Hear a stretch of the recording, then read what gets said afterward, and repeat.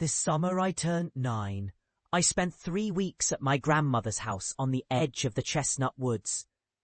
It was a pale, sprawling place, weathered boards soft as driftwood, and the air always carrying the scent of something old roses, must, the distant tang of rain on slate.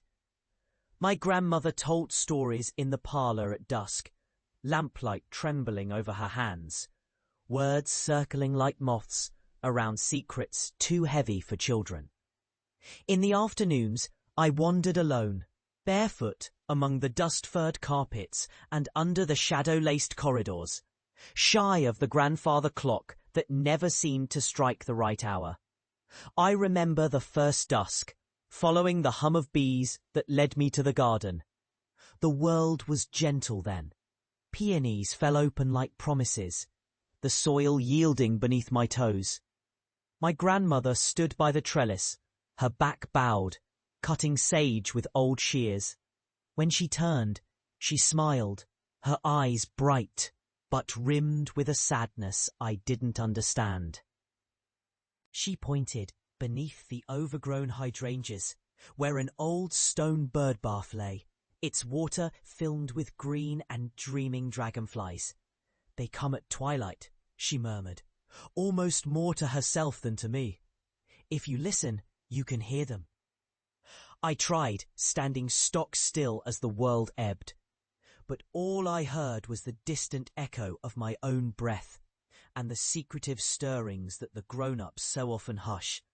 Later, in the attic drawn by a child's curiosity, I found the photograph. A faded sepia, its edges curled with decades of warmth and neglect, propped against a silent trunk gripped by moths. There were 3 children in the picture. My mother, her hair plaited neatly, my Uncle Sam, ever untidy, and between them a tiny girl in a white dress, her eyes wide, almost blurred, as if she were looking through the paper and straight out at me. No one had spoken of another child. I traced her form with hesitant fingers, feeling the dust settle in my lungs. At dinner, I asked about her. My grandmother's spoon clattered, and for a fleeting moment something passed over her face, a hush, cold as rain. She reached for my hand, the skin thin and cool. "That was Helen," she said, voice flickering in the gaslight.